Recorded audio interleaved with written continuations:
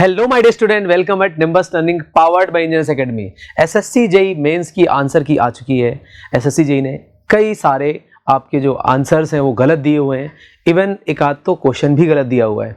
तो अभी आज मैं आपको यहाँ पर नेटवर्क और बेसिक नॉलेज के जो क्वेश्चंस हैं जिनमें एरर है आंसर्स में या क्वेश्चंस में, वो मैं आपको बताने वाला हूँ, और विथ रेफरेंस, जो कि आप इनको चैलेंज कर सकते हैं और आप इन रेफरेंस को दे सकते हैं। तो देखिए ध्यान से करके मैं चालू करता हूं। और जैसा कि एक और छोटी सी बात मैं आपके साथ डिस्कस कर लेता हूं। यहाँ पर इतने सारे क्वेश्चंस गलत आए हैं, इवन 4 क्वेश्चन तो बेसिक और नेटवर्क में ही है, पावर सिस्टम में भी है और मेजरमेंट में ये क्वेश्चन है। तो ये अपने आप में एक बहुत बड़ी बात है कि इतना ज़्यादा क्वेश्चन गलत आना, ये कहीं ना कहीं रिजल्ट जो आपका है उसको 100% इफेक्ट करेगा। सो देखिए ध्यान से आज के इस वीडियो में मैं आपको यहाँ पर जो नेटवर्क है और जो बेसिक है उसके जो क्वेश्चंस गलत आए हुए हैं और साथ के साथ उनके आंसर्स की उन्होंने जो गलत दिए हुए हैं उन पर एक बार मैं चर्चा करना चाह रहा हूँ। और आपको बड़ी अच्छी बात यहाँ पर ये कि मैं आपको यहाँ रेफरेंस भी देने वाला हूँ कि भाई एक बार आप जब चैलेंज करें तो बताएं कि देखो आपने गलत किया है और ये यहाँ पर लिखा हुआ और मैंने पढ़ा हुआ है। तो बहुत ही सॉलिड रेफरेंस देंगे। लेकिन यहाँ से पहला क्वेश्चन ये जो मेरे पास है, इसको आप बेसिक इलेक्ट्रिकल सर्किट का क्वेश्चन बोल सकते हैं या फिर आप इसको नेटवर्क भी कह सकते हैं। देखिए क्या लिखा है, what component integral of electrostatics, साफ साफ लिखा हुआ इलेक्ट्रोस्टैटिक्स मतलब इलेक्ट्रिक फील्ड की बात कर रहे हैं, ठीक है ना। Is design to accumulate and discharge electric energy, मतलब जो चार्ज को एनर्जी को एक्यूमुलेट करेगा, डिस्चार्ज करेगा, यानी एनर्जी स्टोर कर सकता है और एनर्जी को डिस्चार्ज कर सकता है by utilising the electric field between the two conductive plates. मुझे लगता है शायद ये बहुत ही सिंपल क्वेश्चन था और इसका आंसर सबको पता था और सबने इसका आंसर कैपेसिटर दिया है, जो कि पूरी तरह से सही है। यानी जो ऑप्शन नंबर 4 है बिल्कुल ठीक है। तो ट्रांसफार्मर पूरी तरह से गलत है। अब बात आती है कि सर ठीक है गलत तो है, लेकिन इस बात को चैलेंज कैसे करें, इसके लिए क्या रेफरेंस बुक होगी। देखिए ध्यान से, आपके लिए रेफरेंस बुक है आपके पास concept of physics S C. Verma volume 2, ठीक है ना। ये आपके पास बुक है ना। आप इसको बता सकते हैं कि हमने यहाँ से पढ़ा हुआ है, क्योंकि बेसिक 12th की कहानी है। और साथ के साथ आप जा सकते हैं 145 नंबर पेज पर, जहाँ पर आपको लिखा हुआ मिलेगा। और यहाँ पर आप देख पा रहे होंगे जो मेरे पास कहीं ना कहीं यहाँ जो इलेक्ट्रिक फील्ड है उसको इंटीग्रेट किया है। इंटीग्रेट करने के बाद आपको पता है फाइनली उन्होंने यहाँ पर C की वैल्यू को ड्राइव कर दिया है। C is equal to epsilon not upon A by D लिखा हुआ है। और ये बड़ी ऑब्वियस सी बात है, तो अगर आप इतना रेफरेंस दे देंगे तो आपका काम चल जाएगा। उम्मीद करता हूँ कि आपको मेरी बात समझे। तो कहाँ से मैंने लिया है, concept of physics S C. Verma volume 2, है ना, सेकेंड वॉल्यूम से लिया हुआ है। और पेज नंबर 145 पे ये रीप्रिंट है, 2020 का एडिशन है। आप वहाँ से इसको आप देख सकते हैं, ठीक है ना। और आप चाहो तो इसी को आप चैलेंज कर सकते हैं। ये आपके पास रेफरेंस है पूरा proper. Now we have a next question. ये क्वेश्चन तो बिल्कुल ही है, देखो आप इसको तो पूरी मुझे लगता है सारे बच्चे परेशान हो गए उस क्वेश्चन को देख के, क्योंकि मैंने खुद ही पढ़ा है और बाकी लोग भी पढ़ाते हैं और आप खुद ही जानते हैं। Which of the following equation is correct according to the given parallel circuit. अब देखिए यहाँ पर IR दिया, IL दिया है, ठीक है ना। अब ऐसा कुछ तो यहाँ कह नहीं रहा है कि IR IL फेजर फॉर्म में है ना, क्योंकि यहाँ कहीं लिखा तो है नहीं कि IR और I फेजर फॉर्म में है।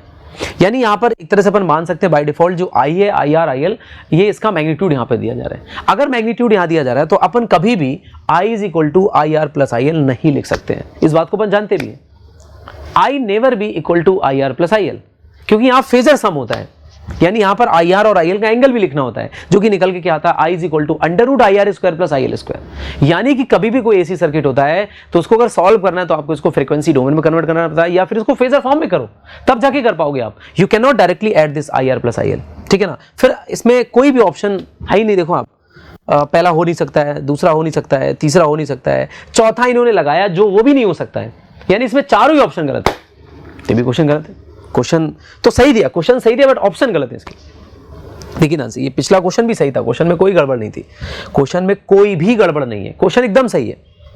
समस्या है ऑप्शन में। इसमें तो चलो करेक्ट ऑप्शन है भी, 4 नंबर करेक्ट ऑप्शन है, ट्रांसफार्मर दे रहे हैं जो कि गलत है। इसमें देखिए ध्यान से, सर्किट सही है, सर्किट में कोई बुराई नहीं है, बट इसमें ऑप्शन चारों ही गलत है और जो चौथा दिया वो तो गलत ही है। समझ गए मेरी बात आपकी। इसके बाद देखिए ध्यान से, एक और इसका रेफरेंस बात आती है। तो देखिए इसके रेफरेंस के लिए आप बुक दे सकते हैं, fundamental of electric circuit, Alexander Sadiku के नाम से आती है, 5वां एडिशन है, 5th एडिशन है। और इसमें आप जाइएगा चैप्टर नंबर 10 में जाना पड़ेगा। चैप्टर नंबर 10 में जाइएगा, AC steady state, chapter number 10 AC steady state. वहाँ पर आप जाइए 414 नंबर पेज में 10.1 आर्टिकल है, जहाँ इंट्रोडक्शन ही लिखा वही देख लो आप, क्योंकि बहुत बेसिक क्वेश्चन है।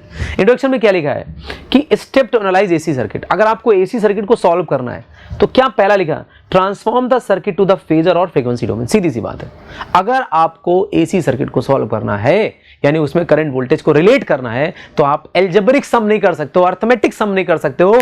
You need to do the what, phasor sum करना पड़ेगा। तो बताओ इन एसएससी जेईई मेंस वालों को कि क्वेश्चन को कट पेस्ट करना बंद करो। समझ रहे हो आप? इनको बताओ, चैलेंज करो, और ज्यादा लोग इसको चैलेंज करो, पूरा इनकी साइड क्रैश करा दो। आप पता तो लगे इनको, कम से कम सब लोग करो एक तरफ से। 10-10 क्वेश्चन, 10-10, 12-12 क्वेश्चन आप गलत दे रहे हो, बच्चों के भविष्य के साथ आप खेल रहे हो, मजाक बना रखा है आपने। अरे ठीक है, एक आध क्वेश्चन गलत हो सकता है, इंडिया लेवल का एग्जाम है और आप क्वेश्चन सही नहीं सेट कर पा रहे हो। 10 क्वेश्चन का मतलब हो गया 30 नंबर का गेम। अब एक बात समझो कि जो बच्चा एक बढ़िया बच्चा होता है वो उसका कैसे डिसाइड होगा? एक पेपर में आप 10-10, 12-12 क्वेश्चन गलत कर रहे हो, या उनके आंसर्स नहीं मैच हो पा रहे हैं। आप इससे कब बाहर निकल के आओगे? कट पेस्ट से वहां से उठाया कट, अरे इसको आप सही तरीके, सही बॉडी को पेपर बनाने दीजिए। आप एटलीस्ट पेपर बनाओ। बच्चा परेशान है, उसको लग रहा है कि मैंने इतनी मेहनत करी, पेपर आप ऐसा बिल्कुल बोगस सा बना रहे हो जिसका कोई वही नहीं है। अरे एक्सपर्ट को दीजिएगा आप। आपने दे दिया ऐसी बॉडी को जिस बॉडी को पता ही ना हो कि कैसे पेपर बनाना, क्या करना है। या चलिए ठीक है, आपने जिस बॉडी को दिया हो मैं उसकी रिस्पेक्ट करता हूं, लेकिन कम से कम आप इस बात का तो ध्यान रखिएगा कि बच्चा का भविष्य भी इसमें है। उस बॉडी से बोलिएगा ये इतने क्वेश्चन गलत बनाने का क्या मतलब है। या ठीक है, आप उनके ऑप्शंस मिलाइए, सही करिए, इतने सारे क्वेश्चन गलत हैं। 4 क्वेश्चन तो यहाँ पर अभी मेजरमेंट, मशीन, पावर सिस्टम, उसके भी क्वेश्चन गलत है। तो 10-10 क्वेश्चन गलत हो रहे हैं, 10% पेपर गलत है, ये हद है। चलिए देखिए ध्यान से एक बार, आप मैं इसका रेफरेंस दे रहा हूँ, आप सारे लोग, जितने भी लोग हो ना, सब लोग फाइल करो। समझ रहे हैं आप? भले आपके मार्क्स कितने भी हो, कई बच्चे होंगे जिनके मार्क्स हो सकता है कम आ रहे हो कि सर मैं तो गेमिंग में ही नहीं हूँ, मेरे तो 200 नंबर आ रहे हैं, या मेरा तो 190 ही आ रहा है, या मेरा 170 ही आ रहा है। कोई बात नहीं, हो सकता नेक्स्ट टाइम आपका ज्यादा नंबर है और सेलेक्ट हो जाए आप। इस बार आप मुहिम में शामिल हो उन बच्चों के लिए जो बच्चा कम से कम एकदम एच पे है, जो सेलेक्ट होने वाला था बट इस नॉनसेंस की वजह से नहीं हो पाया। क्योंकि अगर आप यहाँ पर ऑप्शन ही गलत दोगे, 4 ऑप्शन, बच्चे का समय खराब हो रहा, परेशान हो रहा हो, किसका मैं क्या ऑप्शन दूं, उसको ऑप्शन ही नहीं मिल रहा है।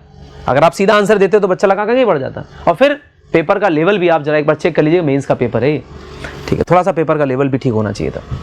बिलो एवरेज है यार, है ना, उल्टे सीधे आंसर, उल्टे सीधे क्वेश्चंस।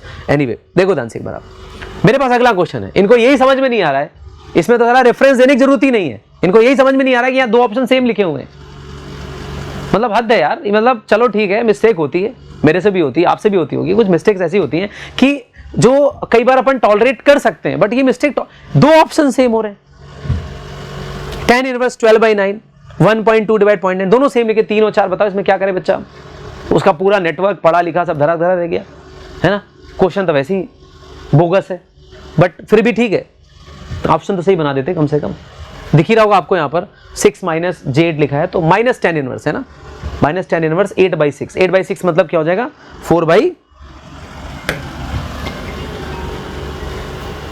यहाँ पर -tan इनवर्स 8/6, जिसको क्या लिख सकते हो आप, माइनस क्यों लगा रहे हैं क्योंकि अब बता देते हैं अभी, 4/3, जिसको क्या लिखा जा सकता है tan इनवर्स, अगर मैं इसमें ऊपर नीचे 3 का मल्टीप्लाई करता हूँ तो 12/9 लिखा, जिसको अपन 1.2 और 0.9 भी लिखा जा सकता है माइनस।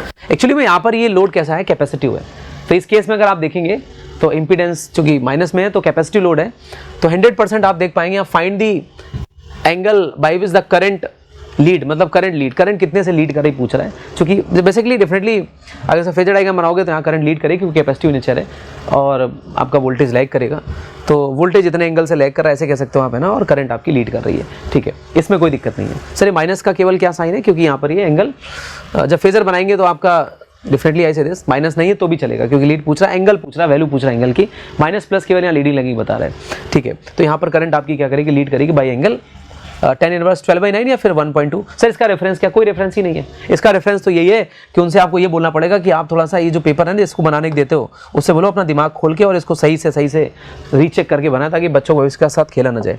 एनीवे अगला क्वेश्चन, अब देखो जरा भाई साहब, ये क्वेश्चन आया, इसको भाई SSC JEE mains India level का पेपर है, जरा देखना एक बार आप, ये इंडिया लेवल का पेपर है भाई साहब, है ना, कट पेस्ट है, मैं बता रहा हूँ 100% कट पेस्ट है और कुछ नहीं इसके अलावा है, इसमें कोई दिमाग नहीं लगा। देखो क्या लिखा है, calculate the power dissipated in the zener diode in the following circuit. अरे भाई ये बताओ सर्किट कहाँ है इसका, सर्किट कहाँ है इसका, सर्किट तो बता दो इसका, सर्किट ही नहीं इनके पास है,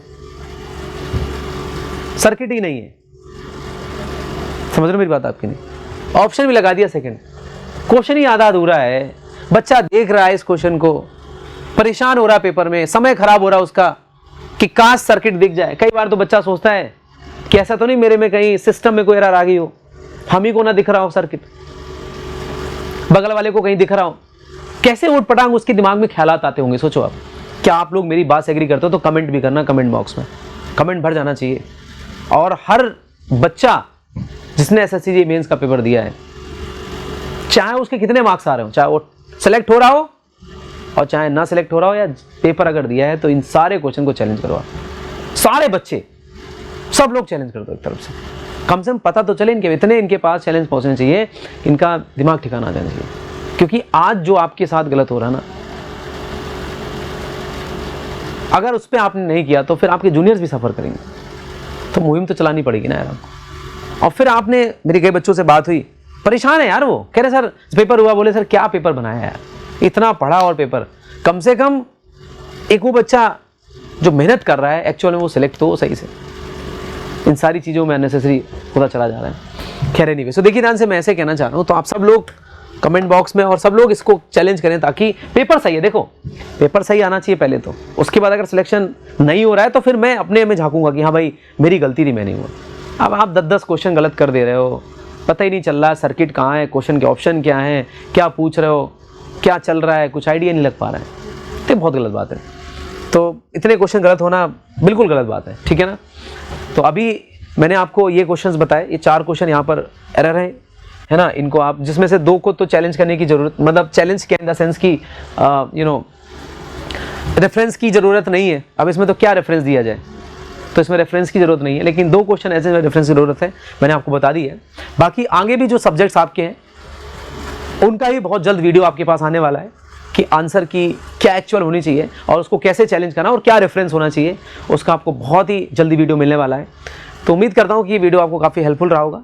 आप लोग फटाफट सारे लोग, और भी कोई क्वेश्चन हो नेटवर्क और बेसिक का तो आप मेरे को सेंड कर दीजिएगा, मैं उनका तुरंत आपको बना दूंगा। वैसे मैंने देखा है तो ये 4 क्वेश्चन आए जिनमें अपन कर सकते हैं और इन पर बात करी जा सकती है। बाकी मेजरमेंट, मशीन और पावर सिस्टम के भी बहुत जल्द वीडियो आपके पास आने वाला है और आप चैलेंज करिएगा और ज़्यादा से ज़्यादा लोग चैलेंज करिए ताकि उनको पता लगे, ताकि नेक्स्ट ईयर पेपर तो कम से कम ढंग का बनाए और सही बॉडी को पेपर देने का बनाने के लिए बोलें। So thank you so much. If you really like the video, please hit the like button, share the video, subscribe to our YouTube channel and press the bell icon for the latest updates. Thank you.